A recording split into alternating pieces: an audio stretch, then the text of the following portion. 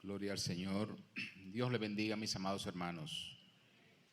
Esta mañana, por la misericordia del Señor, voy a iniciar una serie sobre el Salmo 119 que he titulado Amor por su palabra. Amor por su palabra. Vamos a orar antes de entrar en la predicación.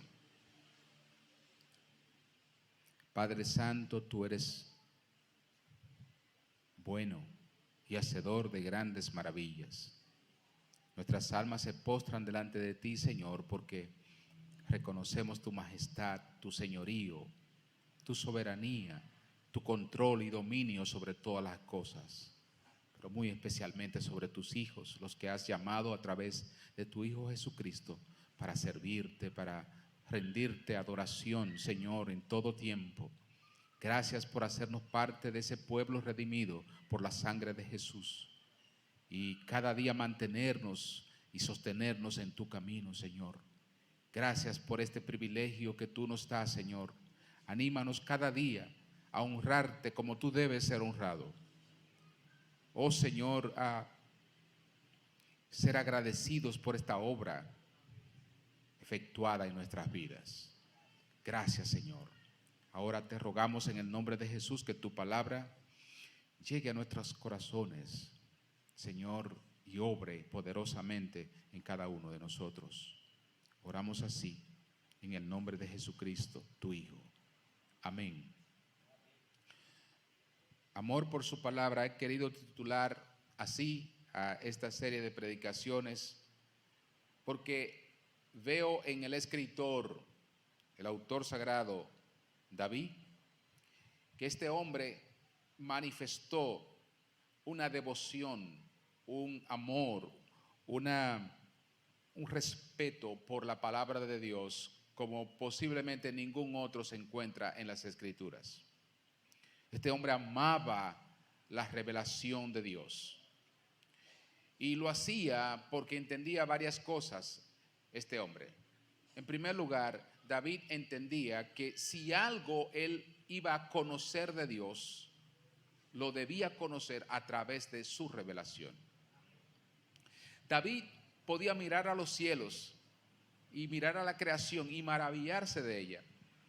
Y podía entender que los cielos, los mares, los ríos, toda la naturaleza con sus complejidades eran creación de Dios y mostraban que detrás de ellas había una mente, un ser omnipotente, inteligente, que había diseñado las cosas con sabiduría. Pero más que mirar eso y concluir así, David se aferraba a lo revelado escrituralmente. Tenía amor por esa revelación. Si quería conocer a Dios, tenía que ir a lo revelado. En segundo lugar, David entendía, y por eso veo en este hombre un amor por la palabra, que si debía aprender cómo adorar a ese ser que se había revelado, necesariamente tenía que oír lo que él dice, cómo él dice que él debe ser adorado. Por eso David era tan, digamos una palabra, meticuloso al brindar adoración al Señor. Y hay un hecho que posiblemente ilustra esto que acabo de decir. Cuando él iba a comprar un lugar para ofrecer sacrificios al Señor, y el dueño de esa parcela, de esa propiedad, le dijo: mira, tú eres el rey, no me pagues nada, yo lo aporto. Y él dijo: no ofreceré al Señor nada que no me cueste sacrificio. El hombre sabía que al Señor tú no lo podías, digamos, adorar y honrar de la manera como el humano obra, sino como Dios mismo se ha revelado en su carácter por medio de la palabra. De modo que Este hombre tenía un gran amor por la palabra y Dios tenía un gran amor por él. De él vino nuestro Salvador, de su linaje vino nuestro Redentor. Dios amó a David, pero David no se conformaba con lo que había aprendido. David buscaba, indagaba, escudriñaba las Escrituras. Y nosotros vamos a ver durante esta serie cómo él manifiesta esa devoción por la palabra revelada. David no era un hombre que se confiaba en sus emociones. David no se confiaba en lo que él pensaba. De hecho, en muchas ocasiones David se encontró con situaciones en las cuales él debía tomar decisiones rápidas, pero no lo hizo. A diferencia de su antecesor, el rey Saúl, este hombre, Saúl, ustedes recuerdan que por temor a perder una batalla, ofreció sacrificios cuando a él no le correspondía.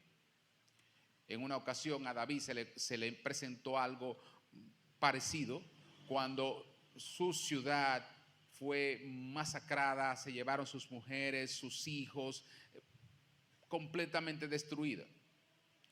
Y David lloró, dice las Escrituras, pero se fortaleció en Dios y dijo: Señor,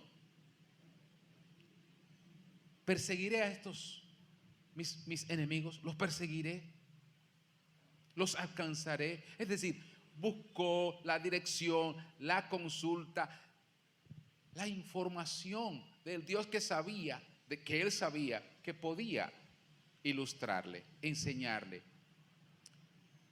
Él no se movió por la emoción de decir: wow, me mataron mis hijos, se llevaron mis esposas y todo, me destruyeron.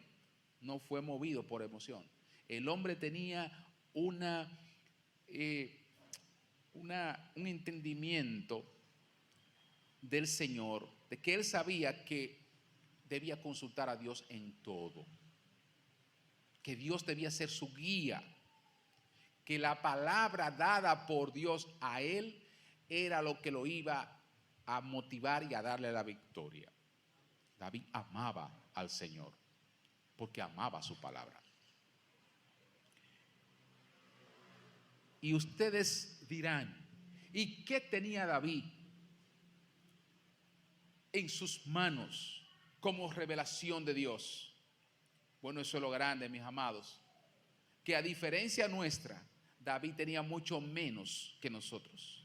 David nada más tenía 5 libros donde hablaban de Dios. 5 libros, hermanos.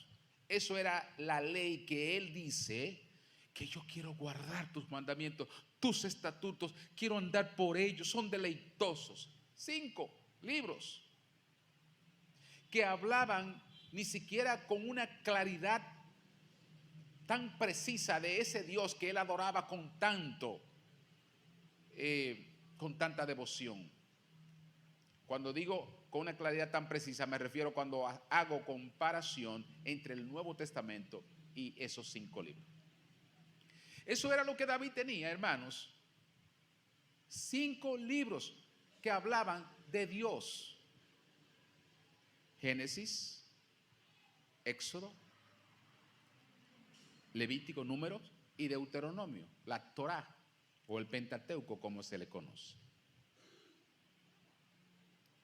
Y cuando yo veo a David amando de la manera que amaba la palabra, esa revelación que en su momento él tenía, yo digo: pero yo tengo tanto que David no tuvo.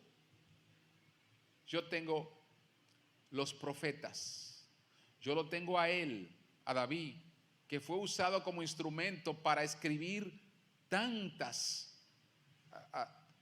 revelación que apuntaban de manera progresiva a el futuro.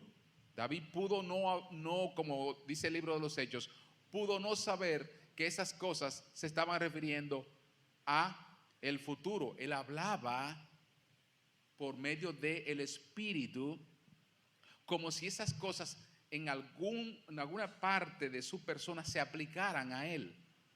Pero en muchísimas de esas expresiones que el Espíritu trajo a través de la boca de David, muchísimas veces era para referirse a la persona de Jesús o para hechos futuros. De modo que el hombre David, al amar la palabra de Dios y esos 5 libros, tuvo menor información que tú y que yo.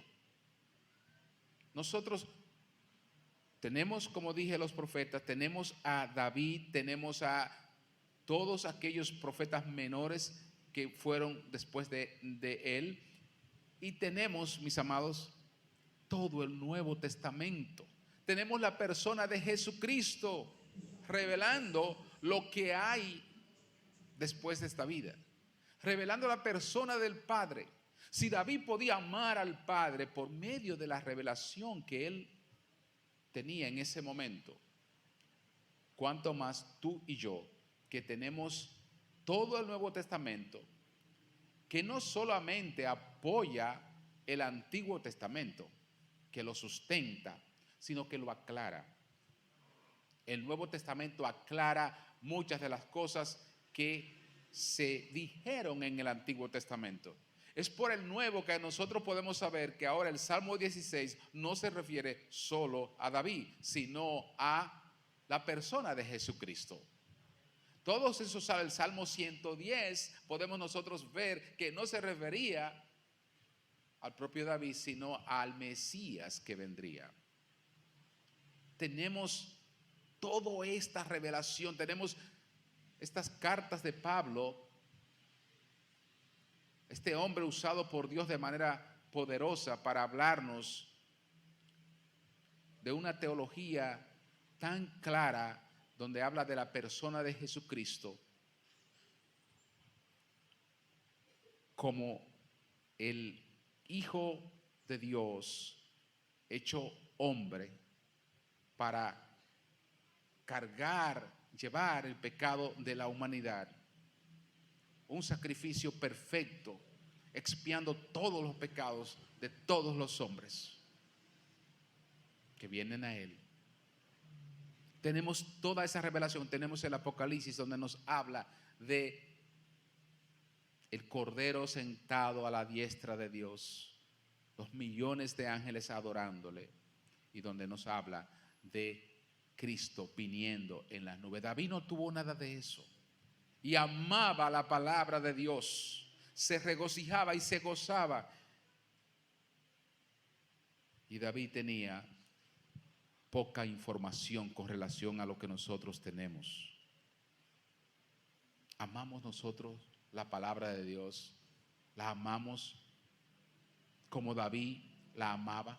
Con lo poco que tenía, David lo amaba mucho. Nosotros con lo mucho que tenemos, la amamos poco.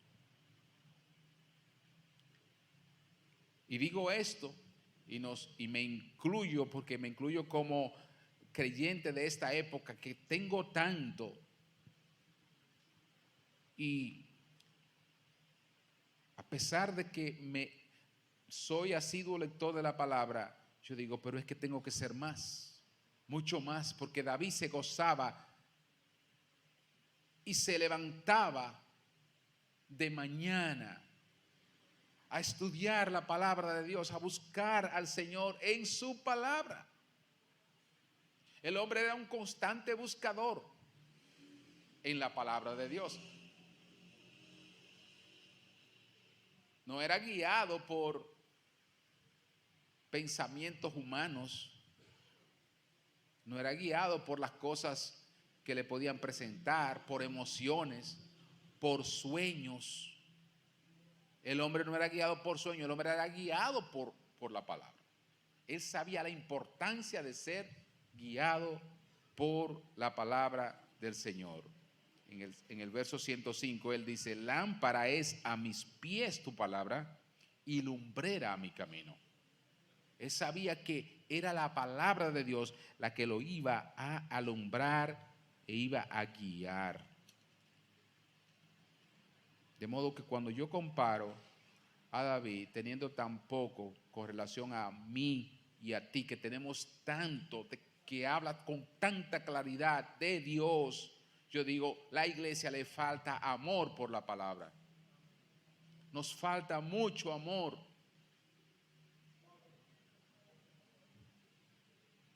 Para deleitarnos en esta revelación. Y eso me lleva a una pregunta. ¿Qué hacía que David sacara tiempo para indagar, escudriñar la palabra? ¿Qué hacía? Y alguien podrá preguntar, no, es que David no hacía nada. O en los tiempos de David no había mucho que hacer. No había mucho que hacer. Pues mira, tengo información contraria a eso, y es que David era un rey con tantas ocupaciones, con tantos conflictos que se le presentaban. Escucha, un rey que tenía que defender a su nación de todos los enemigos que se le levantaban. Un rey que tenía alrededor de él consejeros, pero también traicioneros. Gente que quería boicotear sus medidas, sus ordenanzas. Dirigir una nación no era cosa fácil, no es cosa fácil. Pero más una nación como la Israel, que tenía tantos enemigos dentro y fuera, era responsabilidad grande de este hombre el ocuparse de los asuntos políticos de su pueblo. De modo que David podía decir, no, es difícil yo sacar tiempo para la palabra, porque que la política, dirigir esta nación, y Dios lo sabe, me está quitando tiempo. No es fácil, los ciudadanos pueden escudriñar la palabra, pero yo, que soy el rey, tengo esta gran responsabilidad en mis manos, que tengo que gobernar. Y esto no es fácil. Bueno, pues David, el tema político no fue razón nunca para que él no amara la palabra de Dios, sino buscara al Señor en su revelación. Pero David, además de ser rey, era un hombre inmensamente rico. Inmensamente rico. Y podía disponer como rey de todo lo que esa riqueza podía proporcionarle. Tenía, dice las escrituras, muchas mujeres. Pero David, ni el placer de las mujeres, ni la política, ni la riqueza fueron razones para que él no amara en primer lugar la palabra de Dios y buscar el rostro de Dios en su revelación. Hermanos, el que no escudriña la palabra de Dios para buscar el carácter de Dios y lo que Él quiere para nosotros, lo que ese Dios nos ha revelado que es su plan para cada persona. El que no hace eso, justificándose en que no tiene tiempo, justificándose que tiene otras cosas que hacer, no ama a Dios ni a su palabra. Y Dios y su palabra son una sola cosa. Dios y su palabra son lo mismo. El Señor Jesucristo lo dijo muy claro: el que me ama guarda mis mandamientos. Él y su palabra son lo mismo. De modo que David no era un individuo vago, era un hombre muy, muy ocupado, con mucha responsabilidad en su vida.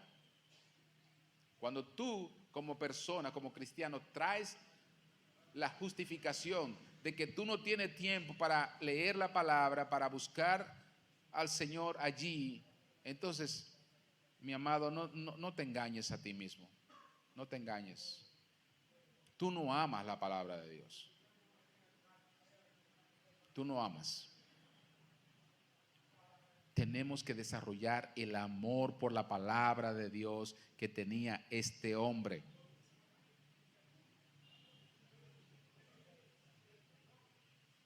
Gloria al Señor.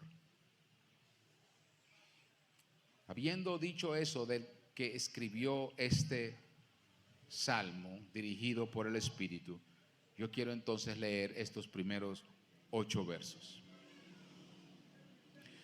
Dice David: bienaventurados los perfectos de camino, los que andan en la ley de Jehová. Bienaventurados los que guardan sus testimonios y con todo el corazón le buscan. Pues no hacen iniquidad los que andan en sus caminos. Tú encargaste que sean muy guardados tus mandamientos. Ojalá fuesen ordenados mis caminos para guardar tus estatutos. Entonces no sería yo avergonzado cuando atendiesen a todos tus mandamientos. Te alabaré con rectitud de corazón cuando aprendiere tus justos juicios. Tus estatutos guardaré, no me dejes enteramente. Gloria al nombre del Señor. En este pequeño trozo de este salmo, nosotros vemos que 4 veces David habla de guardar su palabra. Fíjese que David habla de la palabra de Dios, de la revelación de Dios como la palabra, en primer lugar, como testimonio, como juicios, como sus caminos, como estatutos, como mandamientos. Hay muchas maneras de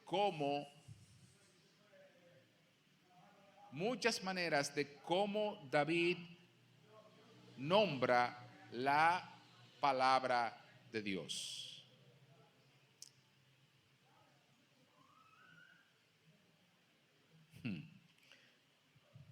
Gloria al Señor. Y todos estos términos se refieren a la palabra, a la revelación, a la Biblia. En este caso, a la revelación que él tenía. Nosotros podemos hablar de el resto de la Biblia como la revelación de Dios. David le llamó estatutos, le llamó juicios, le llamó mandamientos. Y una pregunta pudiera surgirse de acá: ¿podemos nosotros llamarle de la misma manera al resto de la revelación? Mandamientos, estatutos. Bueno, fíjese que David lo llama así porque la ley era contentiva de justamente eso. Eran ordenamientos, eran mandamientos. Por eso al pacto de gracia, esa revelación, no se le llama mandamientos, no se le llama estatutos, no se le llama juicios. Es una revelación de la gracia de Dios en la persona del Señor Jesucristo. Pero aquí, con lo que Él tiene en la mano, Él dice: yo voy a guardar, me voy a deleitar en guardar tu palabra. Y yo quisiera quedarme en esta mañana con ese aspecto de la manifestación de David en amar la palabra de Dios. Era que él quería guardarlos. Y la palabra guardar es obedecer. La palabra guardar es honrar. Tiene que ver con tú someterte a lo que Dios ha dicho. David estaba claro de que en nada le ayudaba a él poder considerar que los mandamientos eran justos. Porque tú puedes considerar que algo es justo, verlo así. O puedes considerar que los mandamientos son buenos. David no solamente entendía que eran justos y buenos. David aquí dice: yo los quiero guardar. Yo quiero guardarlos. Y es que una cosa se debe derivar de la otra. si algo es justo, si algo es bueno, entonces ¿por qué yo debo rechazarlo? Si yo entiendo que algo es perfecto, como David decía, perfecto es la ley de Jehová, es perfecta, ¿por qué me debo alejar de ella? David decía entonces que él los iba a guardar. Mis amados, una de las cosas que hace que un hombre y una mujer de Dios puedan decir que aman la palabra de Dios es cuando honran su palabra, es cuando honran lo que Dios ha dicho, es cuando lo obedecen, es cuando no tienen el mandamiento de Dios como algo ligero o algo que se puede aplicar a otros. No. David dijo, yo quiero guardar, tus estatutos guardaré, verso 8, tus estatutos guardaré. Y no era fácil, la ley era alta, la ley era difícil de cumplir. Decir que yo voy a someterme a esta ley de Dios, que quiero guardarla con todo mi corazón, decir que era deleitoso, había que amar mucho la palabra de Dios y la revelación de Dios. Porque no es lo mismo tú amar la declaración del Señor Jesucristo cuando dice que el que cree en Él, aunque esté muerto, vivirá. Eso es una promesa de Dios para ti. Pero los estatutos de allí eran que tú debías obrar, que tú debías guardar, que no puedes salir el día de reposo a hacer ninguna obra, que tú no puedes jamás envidiar, codiciar el siervo ajeno, que tú no puedes codiciar la mujer de tu prójimo. La carga estaba sobre el hombre anteriormente. En los estatutos eran para el cumplimiento de los hombres. El Nuevo Testamento son promesas de Dios. Así que gozarse en las promesas es mucho más fácil que gozarse en los mandamientos, cuando usted lo compara. Pero David se gozaba en los mandamientos porque conocía que quien los había dado con un propósito, para su bien. Y que era un Dios santo el que había revelado esa ley. Y que por tanto esa ley debía ser santa, buena, perfecta. Eso lo vamos a ver en el libro cuando citemos al apóstol Pablo hablando de esa ley en el libro de los Romanos. Él no solamente veía la ley santa, perfecta, buena, justa, sino que él quería guardarla. Por eso en el verso 2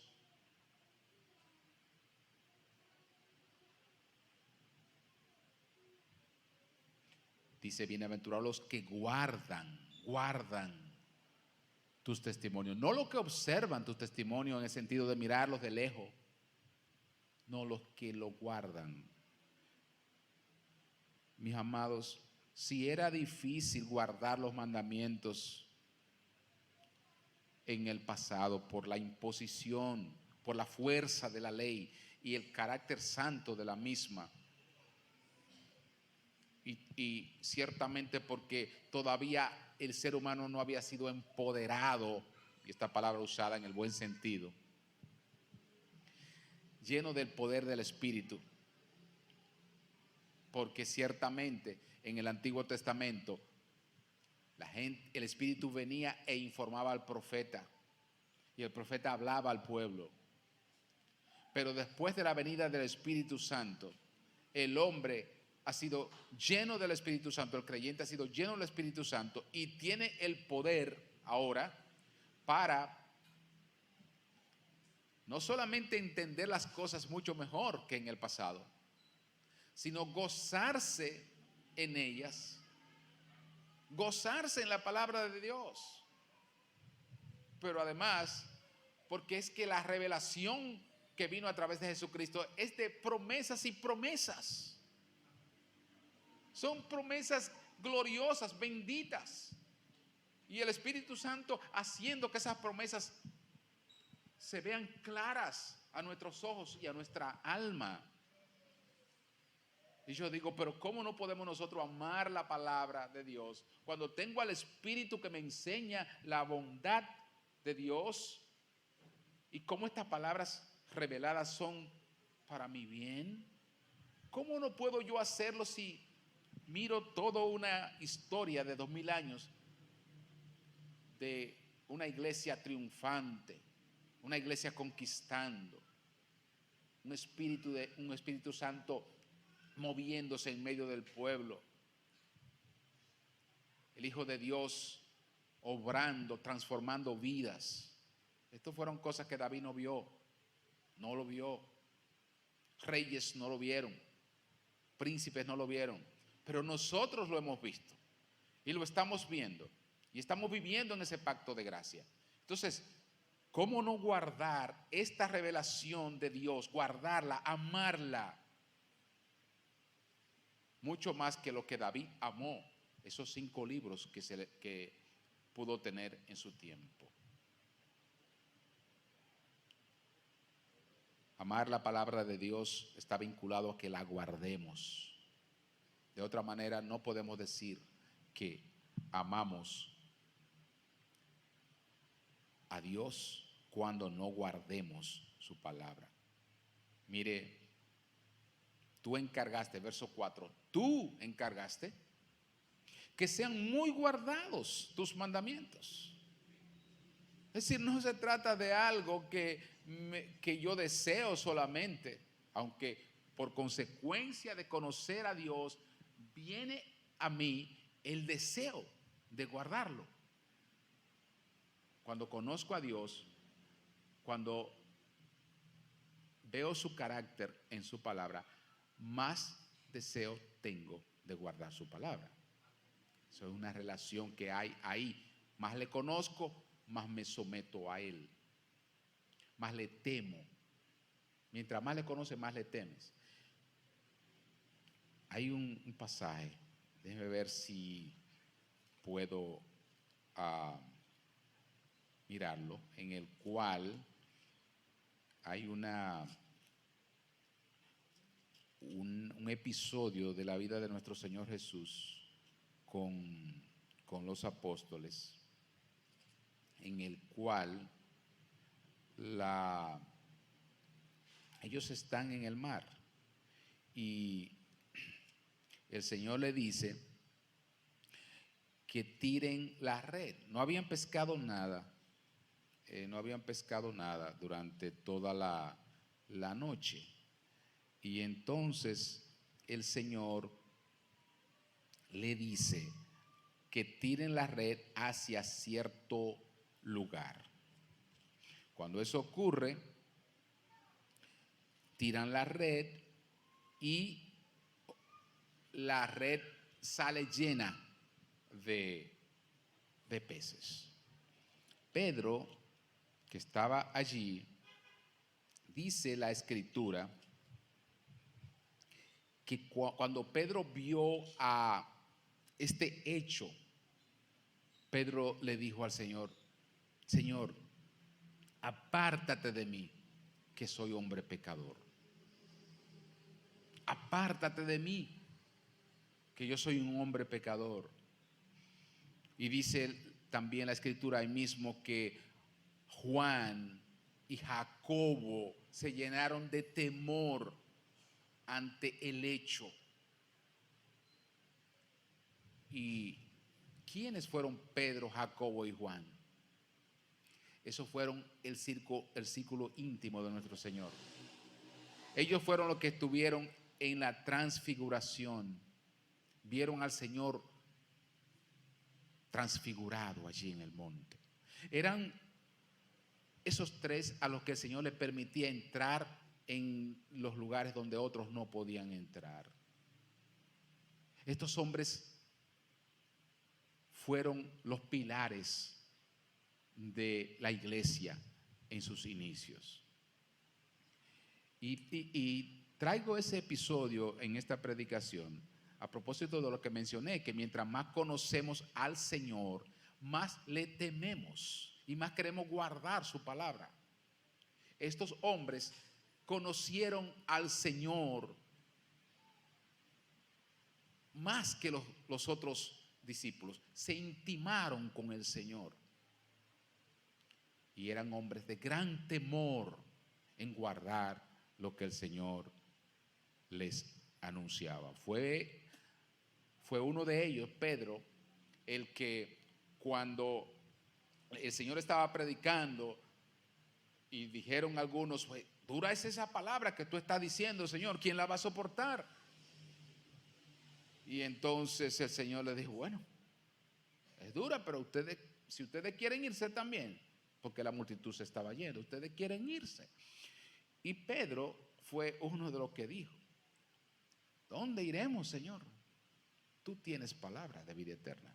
Si yo voy a guardar tu palabra y otros se pueden ir, pero yo quiero guardar tu palabra y estar cerca de ti. Mientras más conocemos a Dios, más queremos guardar su palabra. Por tanto, el amor por la palabra de Dios se ha de manifestar, toda vez que nosotros querramos honrar lo que Dios ha dicho. ¿Y qué ha dicho el Señor? Bueno, para usted saber todo lo que Dios ha dicho, escudriñe la Escritura. Que la Biblia sea su manual. No importa lo ocupada y lo ocupado que usted tiene que hacerse el hábito de saber que para conocer a Dios y conocer la voluntad, no espere estar soñando, no sueñe, o sea, no espere que un sueño Dios le va a revelar su carácter y su voluntad. Hágase un habitual investigador, lector de esto, que no es papel. Tiene que ver esto como la fuente por medio de la cual Dios ha hablado en el pasado y sigue hablando en el presente. A tu vida, a la mía. Esto va a producir en ti un amor grande por la palabra de Dios, pero ¿sabe qué? Un amor grande por Dios mismo, porque le vas a ver más claramente. ¿Por qué David fue uno de los cantores, uno de los escritores más grandes de los salmos, que dan alabanza, que son cánticos al Altísimo? ¿Por qué? Porque él se deleitó y conoció a Dios y tenía información. Aparte de que Dios le estaba revelando, pero era un poeta que no escribía, no encontraba quizás motivación suficiente para escribirle a el placer de este mundo. Él quería escribirle al amor de su vida, que era Dios. Dios, su herencia, su gozo, su deleite. Eso no nace de la noche a la mañana, nace de un hábito constante en buscar a Dios en su palabra. Y eso le falta mucho a nuestra generación. Amor por la palabra de Dios y por tanto amor por Dios mismo. No esperes encontrar en internet información sobre Dios. Alguien podrá poner allí un clip, un video, hasta reflexiones, pero esas son opiniones,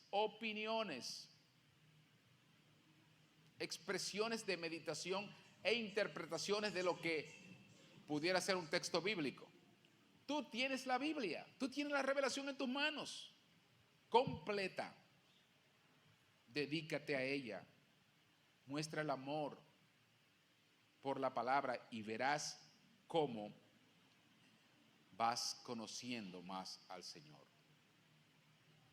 Ocupaciones de este mundo no pueden ser obstáculo para tú manifestar tu amor por la palabra de Dios. El próximo domingo nosotros vamos a continuar hablando de las cosas que nosotros debemos hacer como creyentes que practicó David, que incentiven nuestro corazón y nuestra alma para amar la palabra de Dios. ¿Cómo más yo puedo manifestar que amo, además de guardar su palabra, que amo a Dios?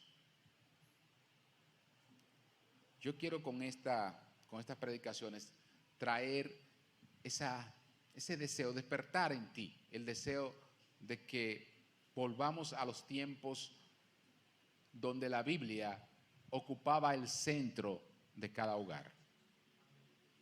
Hace, digamos, 200 años, poco menos, que Europa, Estados Unidos, 100 y pico de años, los hogares, incluso la propia Constitución de Estados Unidos, tuvo como fuente primaria de información para actuar, para formarse como nación y para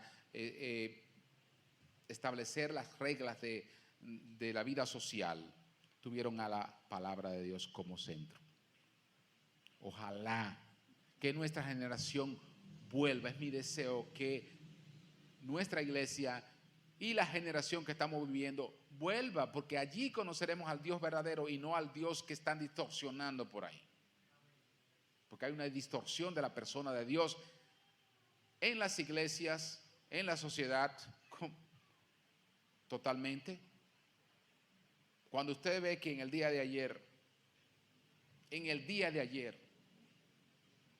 el presidente de este país fue, como todos lo hacen, a la highway a adorar una imagen. Adorar una imagen.